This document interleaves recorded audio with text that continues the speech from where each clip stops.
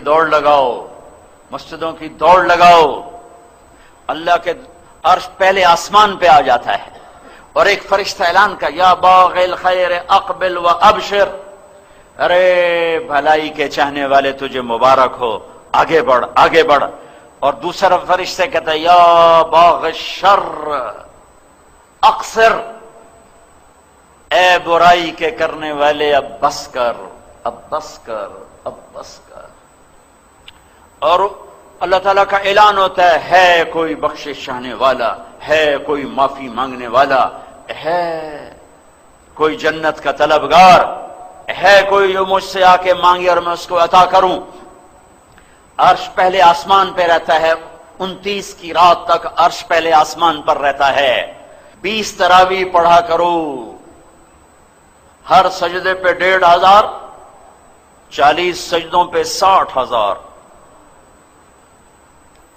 سال میں ایک دفعہ ہے، تھوڑی سی ہے، اپنے دنیا کے کام تھوڑے کر لو، مختصر کر لو، تاکہ رات کے قیام کے لیے تمہارے پاس ٹائم ہو، تمہارے بشاشت ہو۔ بیمار ہے کوئی بات نہیں، معذور ہے کوئی بات نہیں، سفر پر ہے ٹھیک ہے چھوڑ دے، لیکن گھر پر ہے اور 8 پڑھ کے جا رہا ہے، 10 پڑھ کے جا رہا ہے، اپنا نقصان کر کے کیوں جا رہا ہے؟ پھر دوبارہ پتہ نہیں رمضان آئے گا کہ نہیں آئے گا۔ اللہ تعالیٰ نے رمضان کے مہینہ روزے کے لیے رکھا اور اس مہینے کا نام خود تجویز کیا، رمضان۔ چونکہ اللہ نے قرآن تو پڑھا جب زمین آسمان بھی نہیں بنے تھے، اور وقت بنا، ٹائم بنا، مہینے بنے جب زمین بنی، اور اللہ نے اس سے پہلے ہی قرآن کی تلاوت فرمائی، اس میں تھا شہر رمضان الذی انزل فیہ القرآن، یہ رمضان کا مہینہ جس میں قرآن اتارا۔ سارا آسمانی علم رمضان میں آیا ہے۔ ابراہیم علیہ السلام پر جو چھوٹی کتابیں آئیں یکم رمضان، موسیٰ علیہ السلام پہ تورات آئی 2 رمضان، داؤد علیہ السلام پہ زبور آئی 6 رمضان، عیسیٰ علیہ السلام پہ انجیل آئی 18 یا 12 رمضان، ہمارے نبی پر قرآن اترا 21 رمضان۔ سارا علم رمضان میں آیا ہے، رمضان میں آیا ہے۔ غزوہ بدر ہوا رمضان، فتح مکہ ہوا رمضان۔ رمضان کا نام رمضان کیوں رکھا؟ روزے اور لفظ رمضان میں مناسبت کیا ہے؟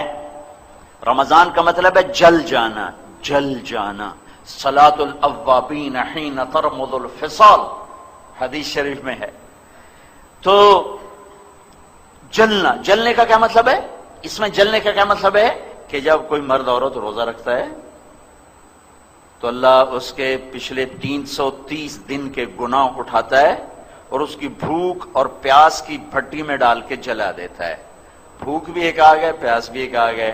پھر اگلا روزہ رکھتا ہے تو بھوک اور پیاس کی بھٹی گرم ہوتی ہے، کچھ گناہ اس میں ڈال کے جلا دیتا ہے۔ آخری رات پچھلے 330 دن کے سارے گناہ کاغذ کی طرح اللہ جلا کے ختم کر دیتا ہے اور اسے یوں باہر نکالتا ہے جیسے آگ میں سے سونا کندن بن کے نکلتا ہے اور خالص بن کے نکلتا ہے، اور اس کے جسم پر ایک ذرے کے برابر گناہ باقی نہیں رہتا، سارے گناہوں سے دھو دیتا ہے۔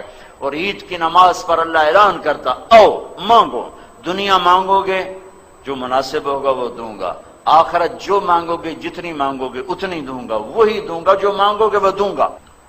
رمضان جل جانا، کیا جلتا ہے بے رمضان میں؟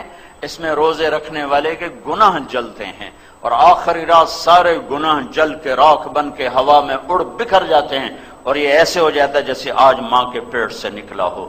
اس لیے علماء کہتے ہیں رمضان کے بعد کی موت بڑی مبارک موت ہے کہ ابھی گناہوں کا کھاتا کھلا نہیں اور ہو گیا، اور جو رمضان میں مرا اس کا کوئی حساب نہیں، جو جمعے کی رات مرا اس کا کوئی حساب نہیں۔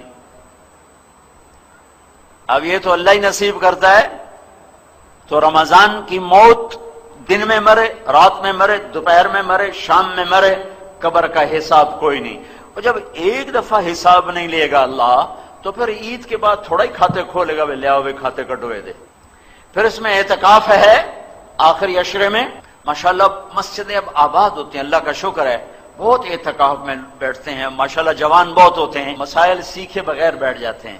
جب آپ میں سے کوئی بھائی اعتکاف میں بیٹھنا چاہے تو پہلے علماء سے اس کی شرائط پوچھ لے تاکہ 10 دن کی محنت ضائع نہ ہو جائے، اور جب وہ ٹوٹ جاتا ہے تو پھر وہ برکتیں ختم ہو جاتی ہیں۔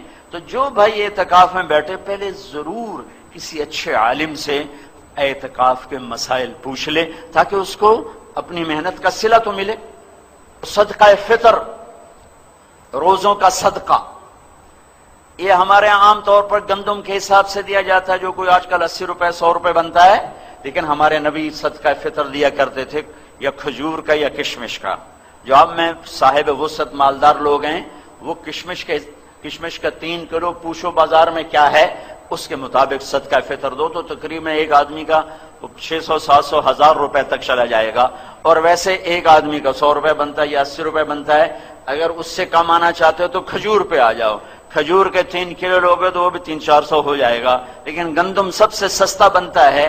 تو جو وسعت رکھتے ہیں میں انہیں کہوں گا اپنے نبی کا طریقہ اختیار کرو، کشمش کا ریٹ لگوا کر، اچھی کشمش کا ریٹ لگوا کر یا درمیانے درجے کی کشمش کا ریٹ لگوا کر اس کے حساب سے آپ غریب کو جا کے یہ پہنچاؤ، عید سے پہلے پہنچاؤ کہ اللہ تعالیٰ ان کے گھر میں بھی خوشی پہنچائے اور اللہ ان کو بھی خوشیاں عطا فرمائے، اور تمہارے رمضان کا صدقہ ہو جائے، میل کچیل جو اس میں روزے میں تھا وہ صاف ہو جائے، پاک ہو جائے، اور جب کسی کے گھر میں وہ پہنچ جاتا ہے تو اس کا روزہ بھی اوپر چلا جاتا ہے، ورنہ اس کے روزے اٹک جاتے ہیں، ہوا میں لٹک جاتے ہیں، اوپر نہیں جاتے، جب تک وہ ادا نہیں کرتا اوپر نہیں جاتے، اور عید سے پہلے دینا ہوتا ہے، عید کے بعد پھر صدقہ فطر نہیں رہتا۔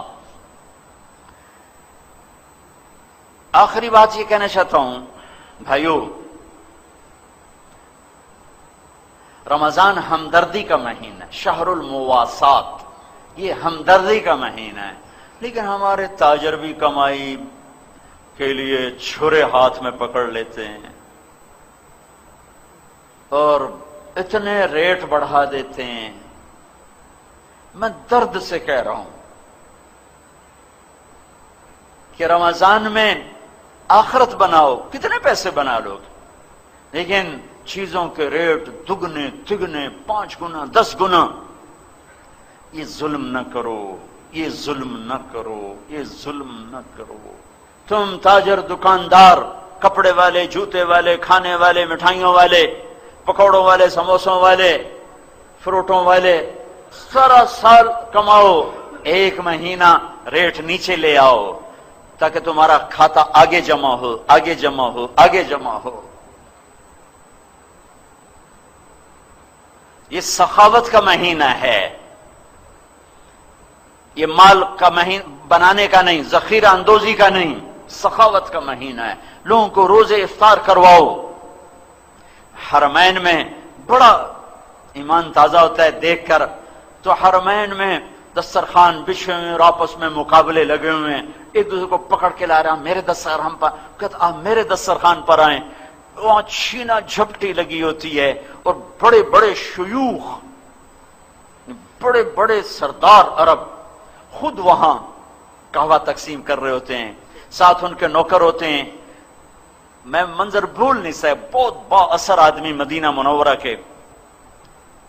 تو ان کے خادم بھی بھاگ رہے تھے پکڑنے کے لیے اور وہ خود بھی بھاگ رہے تھے۔ ہم داخل ہوئے، وہ کسی اور کی طرف بھاگے تو انہوں نے اپنے خادموں کو شاید ان کو پکڑو، ان کو پکڑو، یہ جانے نہ پائیں۔ یہ مہینہ تو سخاوت کا مہینہ ہے، ہم عرب کی سخاوت کو نہیں پہنچ سکتے، کوئی شک نہیں۔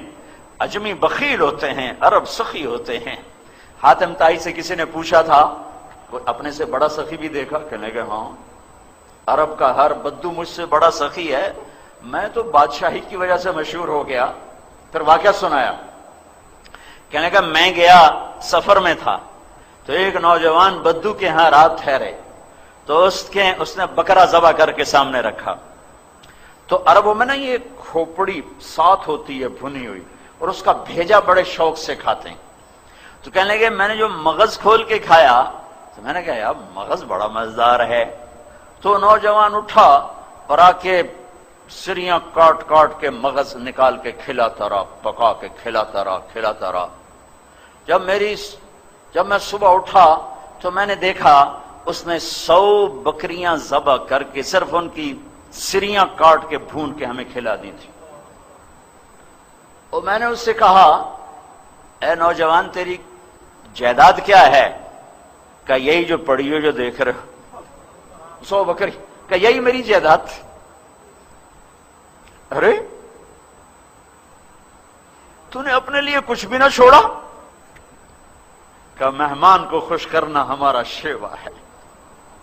تم کیسے بیٹھے مسلمان ہو کہ ہر تاجر چھرا لے کے بیٹھا ہوا ہے؟ کیا کپڑے والے، کیا کھانے کی چیزوں والے، ہر کے ہاتھ میں توری دھار کا خنجر اس ذبح کرنے پہ لگا ہوا ہے۔ میں اس دیس کا باشندہ ہوں، میرے ماں باپ کی قبریں اس دیس میں ہیں،